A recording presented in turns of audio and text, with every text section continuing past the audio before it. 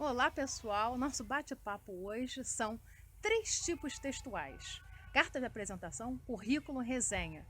Isso tudo faz parte da nossa vida acadêmica ou profissional. Every single day, I'm gonna make something. Primeiro, a carta é um tipo de texto que nada tem a ver com o currículo. Este apresenta a nossa experiência, a nossa formação acadêmica e profissional. Dica: façam um currículo Lattes. Joguem aí no Google, currículo Lattes. Lá vocês se inscrevem e vocês vão ter o passo a passo, o local onde vocês vão colocar os dados pessoais, a formação acadêmica, a experiência profissional, enfim, é tudo muito detalhado. E você pode gerar tanto o resumo como o completo. Há um link que você pode enviar para as várias instituições onde você vai pleitear as diversas vagas aí. Bom, carta de apresentação. Este é o tipo de texto onde você vai se apresentar, vamos dizer assim, você vai se vender. E se imagine enquanto um produto, o que você tem para ofertar para aquela empresa ou para aquela instituição acadêmica que você está pleiteando um mestrado, doutorado ou um estágio numa determinada área. Então vamos lá, primeiro passo. Carta, tem a data completa. Segundo, o direcionamento e depois o corpo dela. O que tem nesse corpo dela? O primeiro parágrafo do corpo da carta é você informar como que você soube da vaga. Isso é importantíssimo para a instituição. Então foi através de um site, de um jornal, foi indicação de um amigo.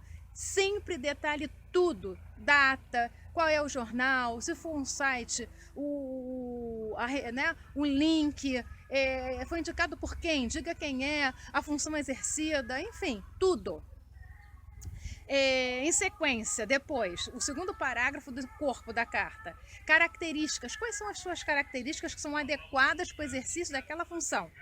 Diga, pense. Outra etapa, terceira, o que você tem a contribuir dentro daquela instituição, daquela empresa? Pensa na sempre pensando na função, como que ela é exercida naquela empresa. A gente sabe que cada empresa há suas peculiaridades, mesmo quem é da área acadêmica enquanto profissional, professor, docente, sabe que há as suas peculiaridades, especificidades, até em relação à própria disciplina ministrada. Outra etapa, parágrafo. Você dá sua disponibilidade de horário, se aquela função desempenhada exige viagem constante. Então sempre é bom sinalizar: eu tenho disponibilidade de troca de horário, eu posso viajar periodicamente ou não. Vai uma dica aqui, um asterisco: se o exercício daquela função apresenta algo que você não pode, não vá pleitear a vaga. Não vá fazer a entrevista todinha e no final da etapa de todo o processo seletivo, de repente você foi selecionado, a pessoa vira-se e diz: mas eu não posso isso. E aquilo dali é uma das questões principais no exercício da função. Você só vai queimar, como a gente fala no coloquial, queimar o seu filme. Quando você passar as etapas presenciais, pense que a primeira leitura que se faz é do corpo da gente, é a nossa imagem. Então, quando a gente adentra o recinto do local onde a gente vai ser entrevistado, fazer as etapas, né, as dinâmicas de grupo, a gente precisa ter adequação de vestimenta. Não vá lá, se for mulher, né, toda pintada, né, enfim, né, com os decotes. Não pode. Então a gente tem que saber que a gente tem que trabalhar com a formalidade. Quanto mais formal, melhor. Tanto na linguagem escrita e oral, como também na questão da vestimenta. Fica a dica.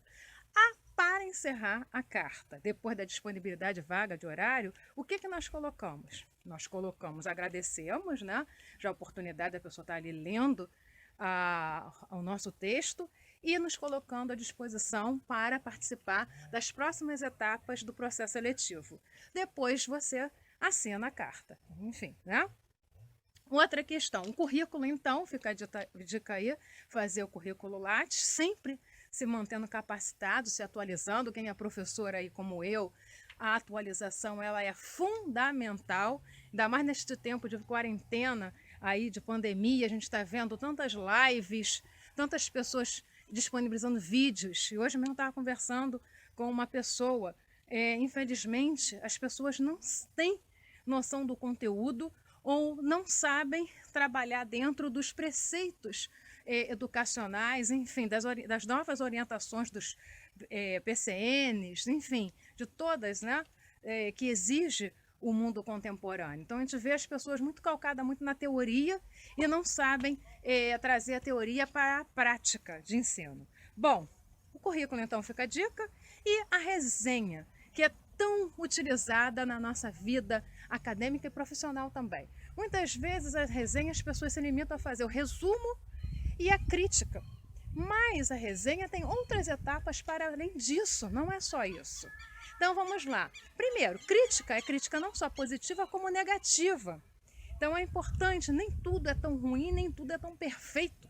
Algo sempre há, né, de outro parâmetro. Vamos lá então, a resenha eu preciso primeiro dar os dados da obra. Se for livro, quantas páginas tem, que tipo de livro é esse, se for filme, peça, comédia, drama, enfim, o que é isso, né? Quanto tempo de duração, se for filme, se for peça, o valor em média, tudo isso é a primeira etapa, o primeiro parágrafo. Segundo parágrafo, contextualizar esta obra. Quando que esta obra surgiu? Em que momento socioeconômico político? Dá? Fazer uma síntese e enquadrá-la ali, né? Contextualizá-la. E o autor também. Quem é este autor? Quais são suas características? Pertence a algum movimento, se for no caso da literatura? Qual? E qual outros trabalhos relevantes dele? Independente, né, do gênero aí, se for teatro, cinema, enfim. Outros, pelo menos 2, 3, né, em média. Outro parágrafo, em seguida, o resumo, a síntese da obra. Poxa, mas o livro tem 300 páginas, o filme tinha 4 horas, 3. Gente, quem faz aí vida acadêmica, mestrado, doutorado, a gente sabe que monografias, teses, dissertações, de inúmeras páginas, a gente tem um máximo de caracteres ali e sempre em um parágrafo, ok? É o poder da síntese. Depois do resumo, a gente vai fazer crítica. Aí sim vem a crítica, né? Que é o X, o recheio do bolo, né? Mas sempre pensando positiva e negativa. Ah, mas é muito bom. Tem aspecto negativo sim, verifica, leia com atenção. Tem aspecto, é muito ruim, mas pelo menos algo de bom vai ser, né? Vai ter ali, com certeza.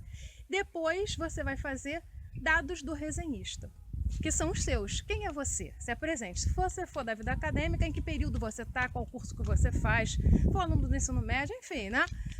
Você vai se apresentar ali. E sempre pensando, o texto tem começo, meio e fim, e todo parágrafo precisa haver pelo menos 3 frases, e cada frase precisa conter, no máximo, 3 linhas. E pensando as regrinhas de pontuação, o uso dos conectores, enfim, não repite palavras, vê o tom mais formal. Todos esses 3 textos ele exige uma formalidade, porque são textos que norteiam a nossa vida acadêmica e profissional, ok? Valeu, até a próxima!